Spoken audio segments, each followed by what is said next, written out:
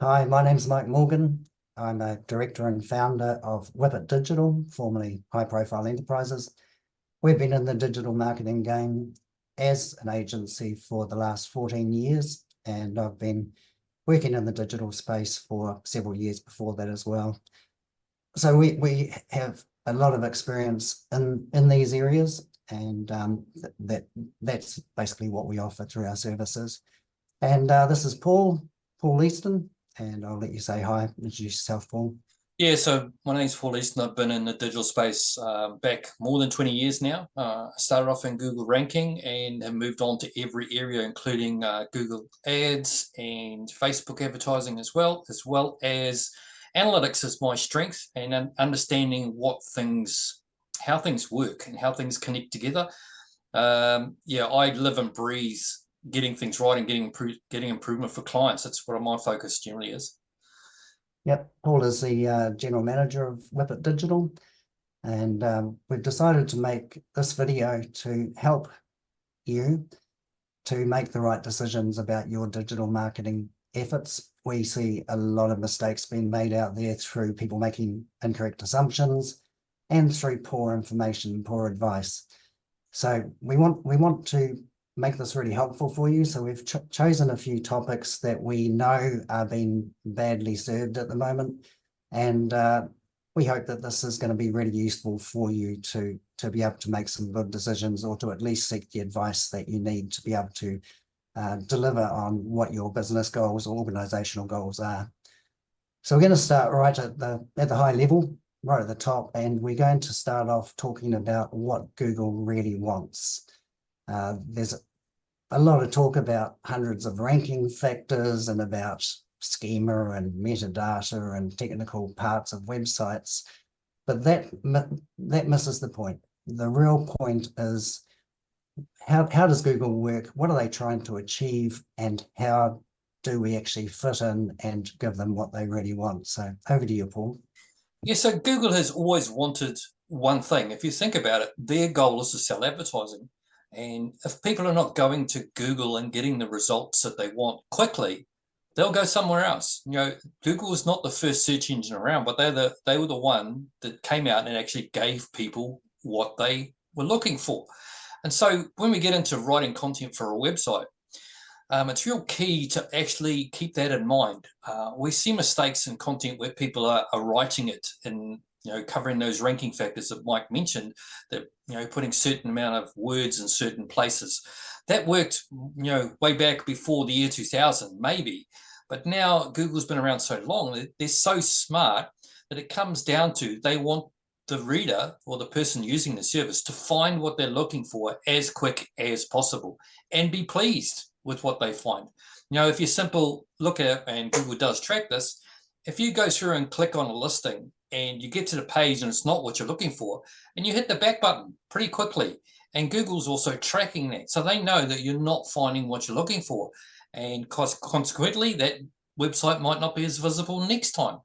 So it comes down to quite a few terms. I know Mike's going to cover these a little more detail, but that's the one thing to keep in mind is Google is looking to provide the best possible information for the person looking for it as quick as possible. And as a searcher that if it's not there, you're off somewhere else. So, Yeah. Mike? Yeah, absolutely. So one of the buzzwords at the moment, particularly in SEO circles and anyone who follows Google closely, or some of the thought leaders, is something called EEAT. Now, EEAT is an acronym that stands for expertise, experience, authoritativeness, and trustworthiness. Now, people have been arguing over whether this is a ranking factor or not, but that's not the correct question. It's not a ranking factor. It's much more important than that. It is how Google analyzes and judges the value of every single piece of content online. So these factors around experience and expertise are pulled from multiple sources, not just your website, but it's from who's linking to you, it's from what you're doing out there in the real world. It is whether you are known as an expert in your field, how long you've been working in your field. Have you published any scholarly articles? All of these things. Or have you won any awards? Have any qualifications? Does the company have a long track record of success? Have you worked with big clients? Have you been talked about in the media?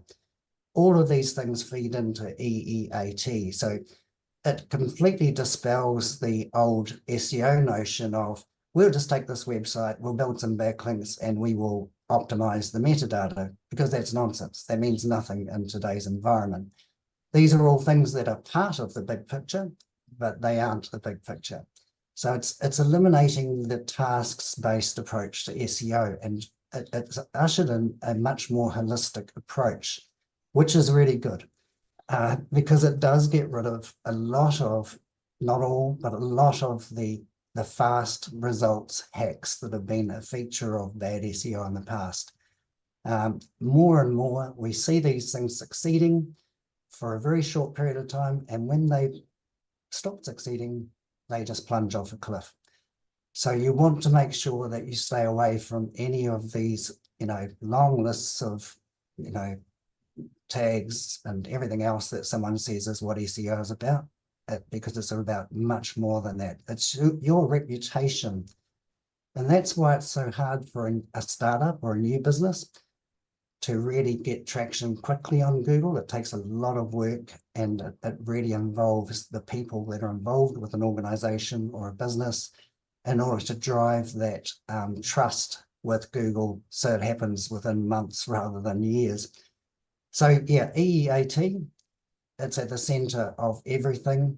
And the main takeout from that is that you have to think about your digital strategy as a much more holistic thing than you probably have been in the past. We'll talk a little bit about some of the technical mistakes that people are making, and they do have the ability to be quite punishing, just so you can avoid some of the ones that we've seen recently. But again, always keep in the back of your mind, it's big picture stuff with Google, and you've got to think about it as a brand and as an entire entity, really. So that's I could jump into that, Mike. I could jump Absolutely. into that. Always play the long game. We're always playing the long game with Google, because it will be better for you in the long game. There's a lot of, like Mike said, there's a lot of short hacks in there, but they were things that were published on blogs years ago. They don't work anymore. Even if they did work for a short time, Google's been, they've worked it out, and it doesn't work anymore. So you get misled a lot. So yeah, I think when you look at something like EEAT, it is pretty general across the board. It's particularly important for very specific searches around medical or legal, or something that could be life-threatening if you get the wrong advice from the wrong person. So EEAT shows up even stronger in those types of websites. But let's say you're an e-commerce business that sells products. The same things apply. Is your business trusted? Do your customers actually appreciate what you do, or do they find your service is particularly poor? Are you getting complained about through reviews and on other sites? Are you shipping in a reasonable time? Is your product of a good quality? All of those things. All of those things come into play when it comes to EEAT. So if you're making those sorts of mistakes, then Google is going to favor you less and less, unless you're actually paying for Google Shopping, of course, where they have much easier barrier for entry. So for organic search, you've got to really focus on that big picture.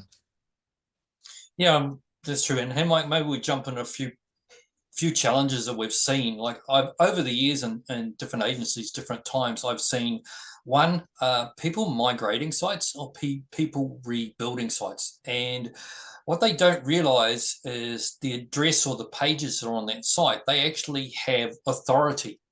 And what we're finding is people will start renaming pages, they will start moving things around, and they're losing that previous authority that they've built up from that website. I remember a couple of different case studies where we said to this client, we need to map those pages over. We need to make sure that they transfer onto the new site, and they decided not to. and the traffic plummeted, right? Literally when they moved the site. Thankfully, when they did the New Zealand one, because that was an Australian one, they came back to us and said, okay, we did actually know what you mean now, so we'll follow that process. But that's probably one thing, is just remember that, you know, even old pages that have been there for a long time, there's people that have linked to them, there's people that have commented on them, that authority is building up within the total picture of your whole site. And so that's one thing to keep in mind. If you're going to move things or you're going to remove things, we're also finding it's harder to get Google to move somewhere else. They're getting slower at picking up these new pages if you decide to remove them. So you're sort of shooting yourself in the foot by not having that as part of your process. And we've seen this particularly with companies that have a technical background. They might have an IT background, and you know, there's too many. Was it too many cooks in the kitchen? I think I'll use that this week, Mike, where too many people are playing with things which they have a small amount of knowledge on, and so they're breaking stuff, and they don't even realize that they're breaking it as part of the process. Anything you want to add to that? Yeah, that's a really good example, and this is a recent one. And what was happening was no one had actually had ownership of the content on the website in this company. And so various people were making changes without advising others, and some of the changes had pretty brutal consequences. One of the examples that one of our technical SEO people sent through to them was a page where it was just as simple as changing the URL structure. They took out the category and they just went straight to the product. So that just made the URL shorter, which you might think would be good practice for SEO. But in this case, that page used to get thousands of monthly visitors. And as soon as they changed the URL without putting a 301 redirect onto it, it meant that they went down to 0. And even 2 weeks after that, they were still only getting a dribble of visitors through, and they weren't ranking in organic search. So that's how tough it was. The problem is it can take months for, even after redirecting, it can take months for that URL to start to generate the same amount of traffic. And in some cases, you never get it back. So if you have a team of people working on your website, my best advice is any changes to URLs, any deletion of pages, any major changes to content or to structure of the website needs to, go through someone who can give you good, solid SEO advice first. And they may even say to you, don't do it. It's too risky. Stick with what you've got. I know you don't like the structure, but, unless you're prepared to take 6 months of pain, then maybe you should just keep it as it is, and we can change the content on the page, but not the URL. So yeah, I remember that one because it was domain name / product, and then it was the name of the product. So someone had got some small amount of advice and so, it's better if we don't have that product part in there. And so they just renamed the page and created a new one. And so that previous one, which had all the traffic going to it, and we compared the traffic, the before and the after, just drop that traffic off the planet, and it'll take months to come back. Some things you just can't fix that quickly. It'd be nice if you could reverse it, but it's not quite that simple sometimes. Yeah, so that sort of takes me to another one, which is a common problem, I suppose, and that's domain migration. So in a recent case, a website or a business owner decided they didn't like their current domain, they wanted a shorter domain. And so they just shifted their website onto the shorter domain, and then they just shut down the old domain. What they lost was time, because Google is measuring how long a domain name's been registered for. So for the entire time that the previous domain was registered, it was building up trustworthiness because it was a business that had been around for a period of time. The second thing was that it lost all of its authority because any links that were pointing to the old site are suddenly going nowhere, and they will just drop off very quickly from the influence that they have on Google. And so in effect, a business that had been around for some time was looking like a brand new startup as far as their website went. So this is critical. If you're ever going to change domains, talk to your SEO specialist and manage the process. For a really big site, it can take months and months of planning. And a classic example was when SEO Moz decided they wanted to just become Moz, and they're a big SEO site that sells a suite of SEO tools, as well as it's probably got one of the best SEO blogs that you can visit for information. They prepared for their migration for 6 months, and they thought that they'd covered every eventuality, and they still lost 20% of their traffic because of the change to the domain name. So even if you're managing it really carefully, it can still be a really problematic time. So keep that in mind. And if you don't do it, then you're starting from ground zero again. That's a key point. Like, if you imagine if you're a new website, a new domain name, it's like you're a brand new business. You've got zero trust, you've got zero credibility. Google doesn't know who you are, and you can say, "Look, I'm a leader in the industry." It doesn't matter. Google's not going to take any credibility until you've been online a while, and that's why we're talking about the long game. And then I see companies that were small players, they're one-man bands, just saying, "I'm going to rebrand." Oh, okay, so warning bell, we're going to rebrand into a new domain, and all that work that you've put up previously is going to be gone. And they, again, I'm using this term again, shooting themselves in the foot. It's just that thing that authority takes time.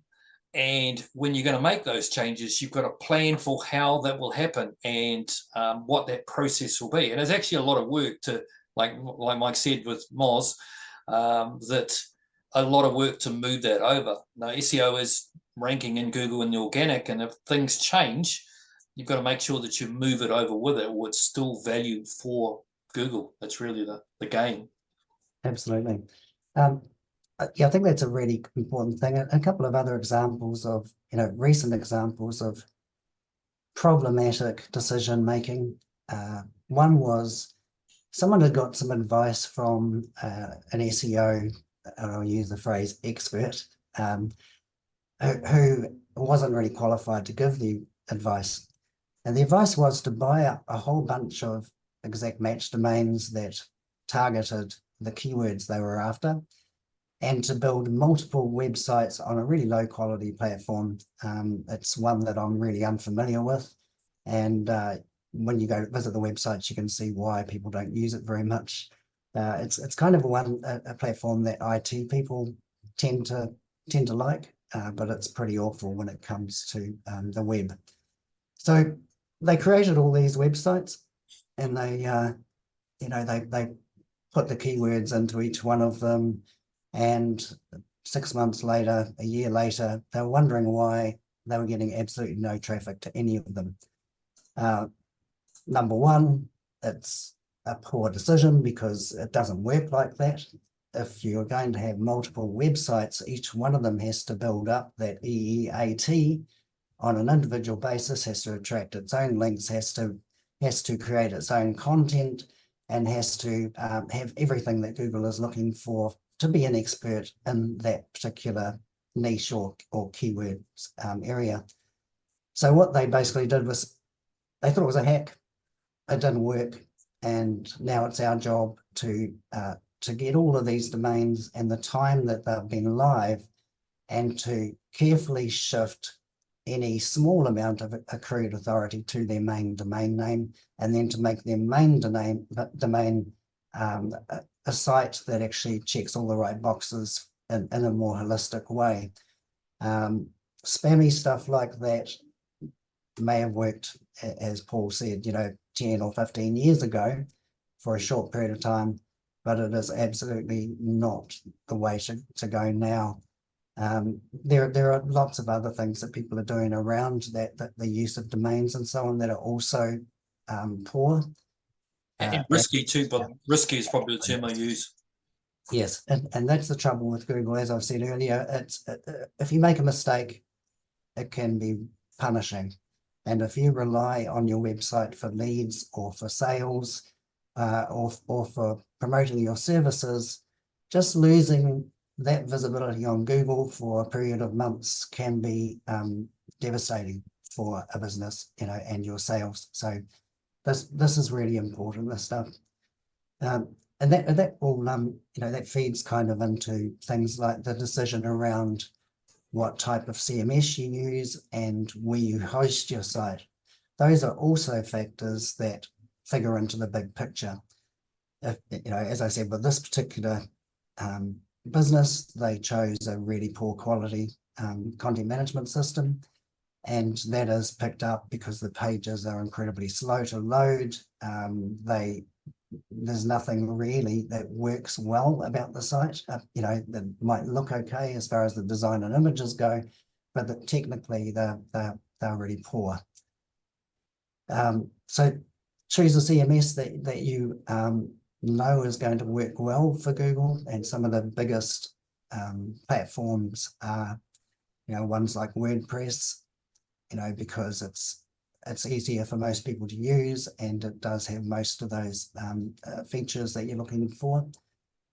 And, but there are others as well, but I'd say open source is definitely the way to go. If you're locked into a proprietary website CMS that is only available through the agency you're working with, that means that you can't dump your agency at some stage in the future as to looking after your design and development and move to someone else. If you've got open source, it's yours. You can take it with you and go anywhere you want.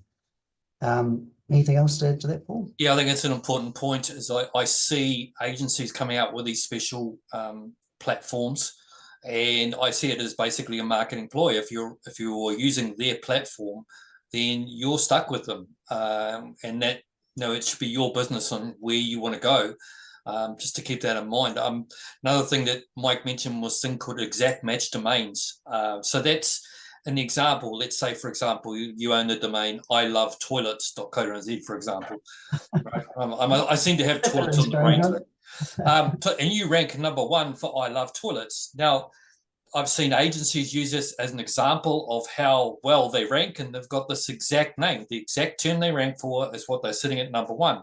So that's misleading. It really is misleading, because Google says, oh, that's exactly that name. That should be relevant, so that should be at #1. There's more to it, but that's what they're thinking. So keep in mind, if you see these models, and I see SEO companies use this all the time. Look, we're #1 for whatever this term is in their exact name. So keep that in mind as well. But yeah, you want a system like WordPress. WordPress allows, if someone can send an email, they can update your website. They can make the changes they need to do. You don't have to come back to an agency all the time. We've done it. We've worked in WordPress because it has that flexibility for you to look after all the time, and you can make changes. And it's been around so long. I think I'll probably get the numbers wrong, but I think roughly 1/3 of the websites built online about WordPress. It's some huge round of number worldwide. It's huge. I remember that. And it came out of the open source model, and you can do anything on almost anything on WordPress, from membership sites to all these other factors, including e-commerce. You can sell products and the rest to go with it. So that's where the benefit is. And again, I'm a bit of a control freak. You should be able to control it all yourself. It's your business. You need that control. So, yeah. Yes. And WordPress isn't the only CMS that you can be using. At present, we're working with someone who is really keen on a static website. And the reason for that is because it's a software company that wants to really press the buttons for speed of loading. And a dynamic website like WordPress has to send a request to servers to load any page, particularly if it hasn't been cached. And, I don't want to get too technical about that, but it adds, time to the load time of the page, whereas a static one is already sitting there ready to go. The HTML is all complete. So as soon as you hit that URL, that page appears. And for certain businesses, that is more important than having the available features and flexibility of WordPress. So, it's horses for courses, really, as far as websites go. There are good ones available, and there are some shocking ones as well, which I would say to stay clear of, that we've seen, pretty awful results from. unfortunately, some of the kind of semi-free website content management systems where they're hosted on that company's servers can get you to a certain point, but they beyond that, if you want to go to high performance, you don't have any control over the code or the hosting, and so you can only get up to, you know, maybe 75% effectiveness. And so, you know, they may be really easy, like putting together a Wix site or a Squarespace site, because they drag and drop. You don't need to know about, you know, code or development or anything else like that. And that's great. You know, that's fine depending on what sort of business you have. But if you're looking to become a big, serious brand, either nationally or internationally, at some stage you're going to outlive that that particular content management system. Yes. Even you mentioning Wix there, Mike, I've seen even very small players get very frustrated with a platform like Wix. They can't change things how they wanted. Wix has a probably, you know, I'd call it 50% SEO of what you can do, and the rest is very, very hard to change anything, very hard to make any changes. You pay for the ease on the front end with the long-term pain on the back end. It's just the way those systems are made. So yeah, that's one thing to keep in mind. Squarespace fits in the same thing. Several clients over the years, you know, we're on this platform, Squarespace. We don't like it, but we've been there for so long, we don't want to change. So, you know, beware the course you know, it's like walking down the yellow brick road, isn't it? Beware the path you go down, because you'll pay for it in the long term. Yes, and these types of platforms have their place. You know, you may be a small business, an owner-operator, and that's an affordable way to get your business online if people are looking for your brand name. Because, you know, you probably won't be competitive for non-branded phrases, definitely not in the short term. But if people are just looking for your brand name because you have a presence in a particular location, you service a local market, and you've set up your Google My Business profile, you know, they can be perfectly okay. As I say, you know, if you're a bit more serious about overall strategy and the complexity of what you're trying to achieve, then they probably won't be right for you. And that sort of leads us into the whole hosting question as well. With these platforms like Wix and Squarespace, they host your websites for you. It's part of what they charge you for. The best websites are ones that you choose where they're hosted, and that gives you a lot more control over the performance of the website, particularly if you're working with someone who is a really good server tech. Now, there are lots of different options. You can go online and you can find really cheap options to host a website out of Asia or out of the US, and they can be $10 a month to host a website. And that sounds like a good thing, but with most of those companies, the service is pretty atrocious. If your website goes down, you're kind of out of luck, and the performance can be really poor, and there's nothing you can do about the speed of loading from the web servers, because you won't get any support around that. They will tell you that that'll be in their next development update in 2025 or something like that, you know. So you get what you pay for. In our experience, it's much better to go for something a little bit more high end, that is a managed host environment. So you have someone who's dedicated to looking after your business and your hosting. It has very good security, so that, you know, you're not at risk of getting hacked because you've got other dodgy websites on a shared server. And it performs well, it's fast, the loading is really good, and that updates are done on a really regular basis. So all of that, I mean, Amazon Web Servers are really good. They're ones we use for quite a few of our clients, and most of it's through a content delivery network, so it doesn't really matter whether you're being hosted in Sydney or in the US or wherever you happen to be.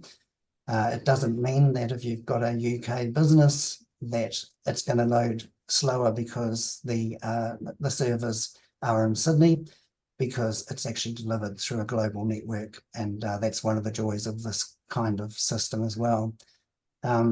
anything else on that, Paul? No, I think the main thing, we're going back to what the user wants, right? We focus on getting that website loading fast, because again, if someone, and you probably know this if you're watching this, if a website's taking too long to load, you're gone. And so, the technical term is user experience, but really it's human experience. If I'm not getting what I want, I'm not getting it fast enough, I'm gone. So that's just the other way to look at it. I think you always have to keep that in your mind, is what does Google want? What does my user want? That serves everyone, and playing that game. And look, we've seen people try to cut corners. They try to cut corners with cheap services of writing and cheap services of in other countries.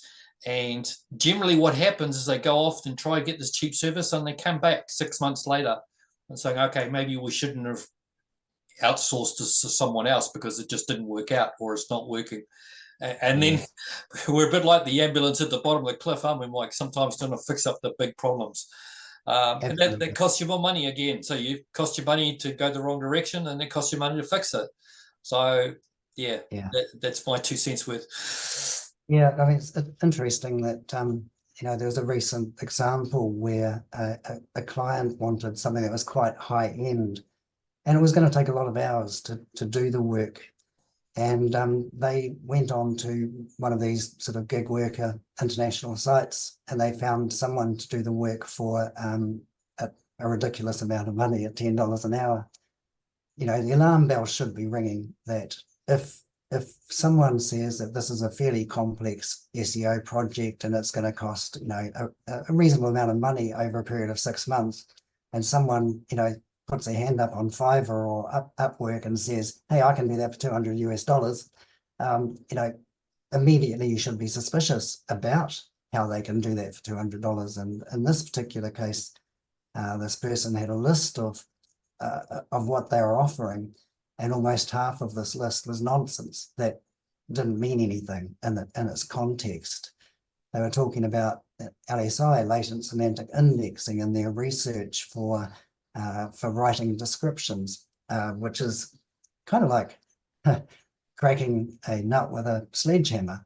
LSI is a really large language model that calculates, how every word in a document fits in with the other words, what relationships they have to each other. It's one of the very earliest versions of AI, really.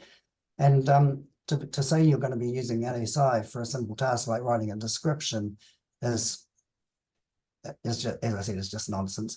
So you've got to be careful. Some things sound great when people offer them to you, and you go, "Well, I can save quite a lot of money here." But as we've sort of said a few times, the further down the track, you end up paying for it, in more ways than one. So, yeah. And so people we've had this a lot of times, people get caught up on these buzzwords that are around, and they don't explain it. Look, when we've done this today, we've tried to keep it as level-headed as possible. We don't need to baffle you with these big complicated names and the rest of it, and just need to get the work done.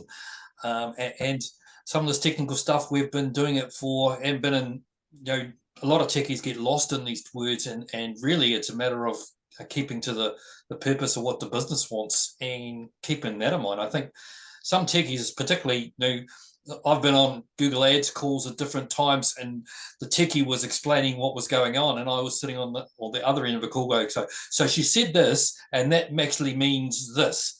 And so breaking it down to what the business, I always look at it from the business point of view. What is a business looking to achieve?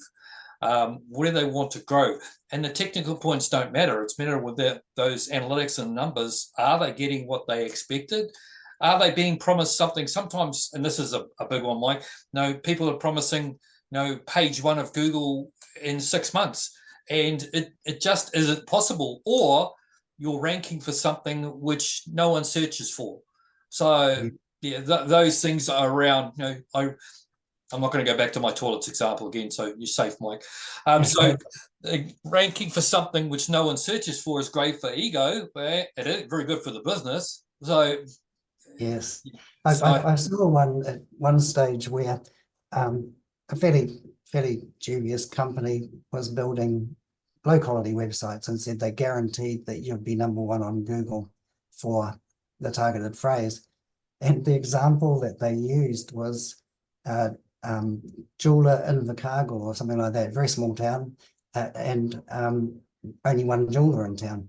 So the idea that you'd rank at #1 for Google for jeweler in Invercargill was ridiculous, because if you weren't ranking #1 in Google, there was something really wrong. And so, yeah, there's a lot of smoke and mirrors about that sort of stuff. And, you know, if you ever see something online where it says guaranteed, you know, first spot on Google, then, you know, take that with a grain of salt, because that's, no one can guarantee that. Yeah, even Google, like Google is quite, they're never very clear on what works because they don't want to give it away. But they've come out and say that no one can actually guarantee where you're going to rank in Google, because no, even us, like, we don't work at Google, we don't look in that department. We can look at what other examples and what's happening, but we can't guarantee you exactly where you're going to sit, and no one can. So Yes. these promises are, they're very misleading, and they end up with business owners having a distrust of people like us. To be honest, that's the end result, right? Making big promises that you never ever meet. Yeah, that's something I just never do. So yeah, you mentioned, Paul, about being on a Google Ads call. That's probably a good opportunity to start talking about some of the things you're seeing in Google Ads, because there are a lot of people out there that are either using a relatively, you know, low cost, you know, service for their Google Ads, or they're managing it themselves, because Google has told them that it's easy to do yourself and you just need to follow Google's, you know, methodology, and you'll you know, make lots of sales. So yeah, we'll just talk about that a little bit. I always talk about that. If Google says you can manage your ads with them, that's like getting the fox to guard the hen house, right? They're just going to tell you what you're going to spend more to put more money in their pocket. That's basically what they do. Now, the two sides of, we talked about SEO or organic ranking, and Google Ads ranking. Now, Google Ads, the ads you see at the top of the screen, and now you're seeing them down the bottom as well. They're very fast. You can set them up very quickly. But it's a great system for Google, because what happens is you're paying per click. So a person pays per click on that event. And it is, let's say, for example, you got 5 plumbers. Those 5 plumbers are in an auction system. So there's more to it, but the person who basically is paying more per click is getting more clicks. And so Google puts all those plumbers, in the example, bidding against each other. And it's only the smart ones which work out what the benefit of those ads are, what you're actually getting from them, are the ones that will stay around. Others will give up because it'll start costing too much and they can't see what's going on. So with any Google Ads campaign, it's about, I see this a lot too. Companies come in and they want to, they run ads for 5 different departments and 6 different areas that their business is in, but their budget is so small that it gets spread across all these different areas, and they never get enough to generate leads, which is what they're after in the first case. So for starters, we'll bring them down and focus it right in close. And we've had that with a couple of clients recently, where they were trying to spread themselves too thin. And so we've brought it in close so that we get enough people that, take the click from the website, from Google, land on the website, then they become a lead prospective business. So that's where my analytics head kicks in, and you might start with a lot of different, because you can bid on all these different keywords that are in your business, but you might end up then on a specific area that is exactly what you do, and that will generate into leads. And that's where Google Ads is. Google Ads is the Ferrari, while how would I explain Google Organic? It's the big slow truck. If you take it the highway model, the slow truck still gets you there, but it's going to be slower and longer and cheaper. And your Ferrari is going to get there in a couple of days. So you can have Google Ads running up within a week and getting leads coming in. However, the real key is from that piece of information of which ones you actually generated leads. So my analytics head kicks in, and then I want you to spend your money in the place that's generated leads, so that you can do that. And I've done this with several accounts. They said, we want leads at XY dollar. and then I can focus those leads down on that particular point, and they're getting the results they want. So love AdWords, Google Ads. It used to be called AdWords. It's fast, it's great data, but it's something that you can use to predict the rest of your marketing, to predict how you want to rank in organic. And you get a lot of opinions coming through, and you can prove those or disprove them very quickly what works. That's really the key with Google Ads. It used to be very cheap, but now I use the term, every man his dog is in there, and a lot of people don't know what they're doing. A lot of mini agencies have popped up that have become Google Ads specialists. They've done the free course from Google, and they're quite happy to take your money, but they actually don't think about your business. They don't think about the next steps. We've been around so long that that's the way we approach it. So, I'm a bit passionate about getting this right, because I see a lot of money wasted. I really do. I think that's a really good analogy about the Ferrari too, Paul. It's like a Ferrari, but if you have a very low budget on Google, it's like only putting a litre of petrol into it. So that, as soon as you run out of that ad budget or run out of the petrol in the car stops. And that's what happens with Google Ads. If you don't set the budgets high enough, as soon as you've had, your 1 or 2 clicks that you've budgeted for in the day, your ads are no longer showing. The beauty with organic is once you've earned those top positions, it sits there the whole time. And, as long as you're maintaining your presence and maintaining your commitment to good quality content, then it will stay there, and it'll stay there for quite a significant amount of time, whereas Google Ads, you've got to keep on feeding. Yeah, and when you start running a campaign with Google Ads too, that you'll get complimentary calls from Google. They'll want to jump on, and they'll want account managers who know, well, sometimes they're right, sometimes they're wrong, but the whole goal of them getting on the call with you is to increase your budget and spend more with them. It comes back to that fox in the hen house problem again. Like I just don't like it. So yes, no, that's great. Thank you, Paul. Just one last thing before we round this up, and we want to talk a little bit about content. Now, there are a lot of people out there creating content for blogs. They've been told over and over again that content is king, and that they should be publishing frequent blog posts about a range of topics on their blog so that they can build up their reputation with Google. Unfortunately, that's not the whole story. I remember seeing a blog, it was a few years ago now, for a finance company, and basically they'd got an agency on board who created business tips for this finance company's site that were published weekly or fortnightly at the least.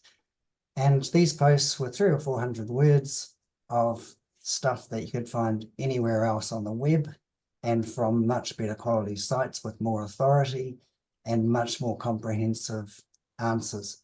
So is Google going to show in the top results a small post that's just like anywhere else, or has part of what's available everywhere else? Or are they going to go to one of the big sites that has got a 2,000 word comprehensive explanation of the topic, that has citations from some of the leading financial brains in the world, and who link out to resources that are really useful, that are from some of the best sources on the web? Of course, that's what Google is going to show. And so this concept of regularly publishing content, because it's supposed to be the right thing to do, unfortunately, can be a complete waste of time. Now, our approach, we've worked in content marketing for the entire time that we've been an agency, and our approach has always been about the quality of the content, the fact that what we're saying is unique, and that it has a perspective that relates to the client who is publishing the content. And wherever possible, we link to high quality information, and we look at, let's say we're targeting a particular topic. We have a look out there and we see who has already created good content and what the authority of those sites is. And that's really important, because if you want to target a particular topic and you're a relatively small, or even medium-sized New Zealand business, and you see that the whole of page one is taken up by mega media sites and massive blogs and news sites and so on, then you're going to be pretty hard pushed to be seen on page one or even page two in a lot of those cases.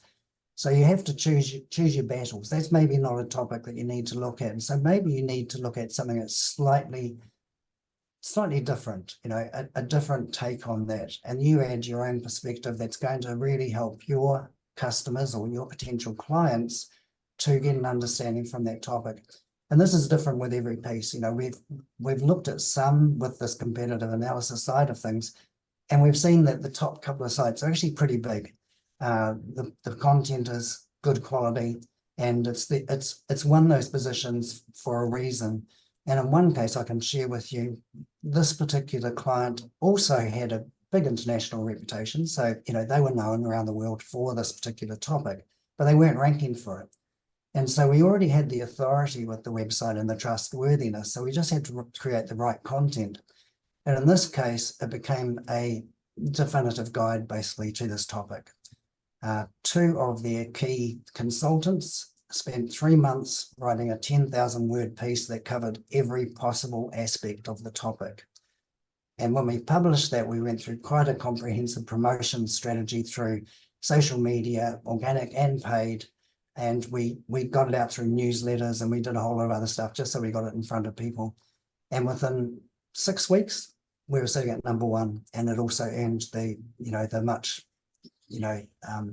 wanted answer box at the very top of search. And that's sort of at the high end of the unique content thing. And that's something that obviously not every business organization has the resources to be able to do. But that just shows how much you actually have to look at every opportunity. And if it is too tough, you've got to pivot a little bit away from that, big head turn that you're after, and look at where the opportunities are for what they call in our business the low-hanging fruit, the phrases that might have much less traffic, but have a really good intent, that people that are looking for what you actually, your services or your products or whatever it is that you're talking about. So yeah, rethink content a little bit. It's not just about churning it out there. In fact, that's completely pointless in the current environment, and particularly with the advances and particularly with AI and so on coming to play more and more, where Google is able to actually just take snippets of content that answer particular questions rather than presenting the entire piece. So that's all part of that change as well. Paul? Yeah, I think you made you mentioned one thing I want to tag on there. You're talking about the low-hanging fruit. I live a lot in keywords. Now, keyword is just basically what you search in Google for. And people come to me and they come up with keywords that are so broad that might be, dog clothes. And so what happens when a person puts that search in is they're still in their front end of their search. They still don't know exactly what they want.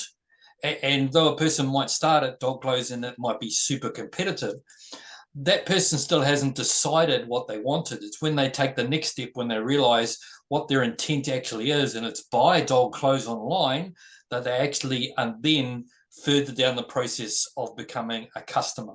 So that process of keyword research that comes up is really key. It's not a matter of coming up for what you think would bring you the customers, although you can use Google Ads to find that out. But it comes down to what actually then becomes a customer or becomes a lead. And that's where you take the information from.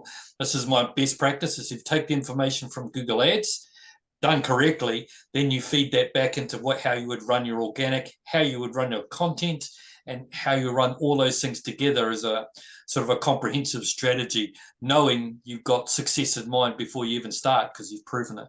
But yeah, that search, what you want to come up for is key. Just to have that thought down of where the customer is going. And sometimes it's better to have a customer who's further down the path than at the top end. They haven't made a decision yet. They're just a tire kicker, for want of a better word. Absolutely. It's something to keep in mind. Yeah, that's really useful, Paul, because a lot of the a lot of SEO agencies are really focused on, this is the amount of potential traffic you can get for this phrase if we get you to rank for dog clothes, for instance.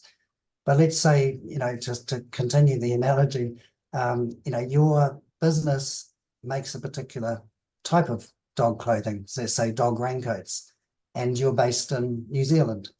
So someone who types in, buy dog raincoats in New Zealand is probably going to be a much better prospect for a sale than someone who just types in dog clothes. But there may only be a negligible number of searches per month for that particular phrase.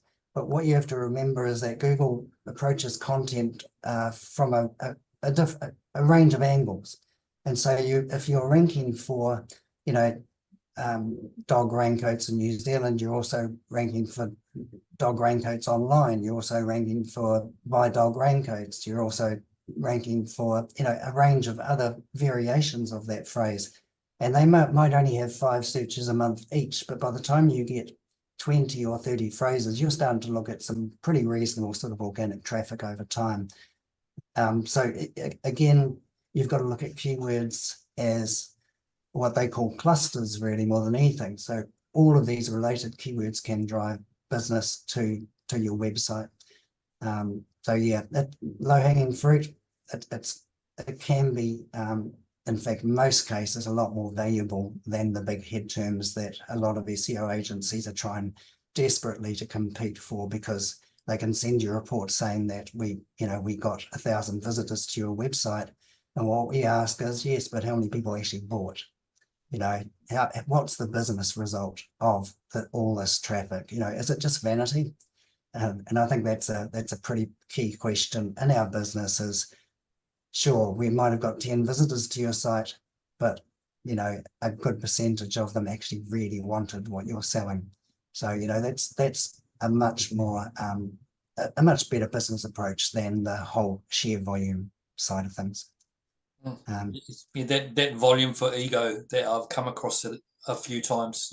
It's nice, but I think look, if I was reading Google's mind, and if you rank for a particular term, if it's number 1 for wherever that term is, and even if there's almost no search for it, so Google's sitting you ranking at number 1, so that's contributing to your overall authority of your site, even though no one's actually searching for it. So that's it's another thing to think of at the same time, is that building up of your authority.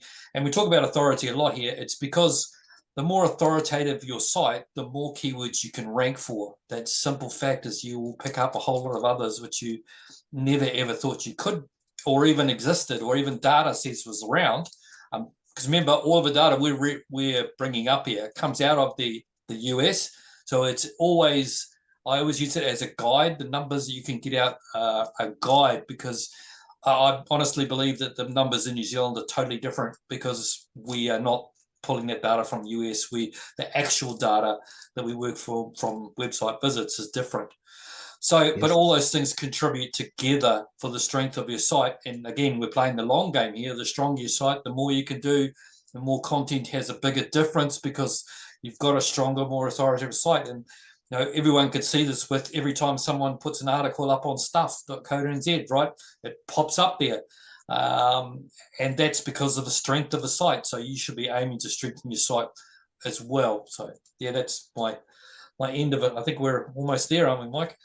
Yeah, well, that's a pretty good way to wrap up. I think the key insights that we'd like to share are to look at your business and your website, or your organization and your website, as a holistic approach. You need to try and avoid making mistakes, get good advice, and to if you're making any major decisions about your digital strategy or any of your digital assets, get good advice and make sure you're not making these simple mistakes. Approach content in a way that demonstrates EEAT, and approach everything you do about the digital side of your business and the physical side of your business with those things in mind. I think that's the key. Forget about tricks, and it's not a magic box. But it hasn't been for a long time. So I think it's important that you go, right, what's the big picture? How, you know, why do my customers love us and our products or services? And then really focus on that and make sure you do more of that. And think about, again, with content, what is it that your potential customers really want to know? And how can you give them that information in a better way than what other people are doing? Because it is a very, very competitive environment. So I think from me, that's my kind of takeout from this. Yeah, I think you're right. And also one thing, if you provide really good content, right, when a person calls you, there's a lot more, what's the word I'm looking for? There's a lot less conflict because they've seen what you've already provided. You've already built that trust up. They already know what you're talking about. And just a matter of getting them to the next step. And a lot less sales friction, I suppose, the point of using it, because Yes. you've already done it. Now, look, we've covered a lot of content. I hope we haven't gone too much into the geeky stuff. But look, we'll put a link below this to a button if you want to book a call and have a talk to us. Let us know. We're more than happy to have a chat and spend 15 minutes and even point you in the right direction. Anything else you want to add, Mike? No, that's a good way to finish off. Okay. Hope you got value from this video. And as Paul says, if you have further questions, we look forward to talking to you again. Thanks very much. Bye for now. Thanks. Bye.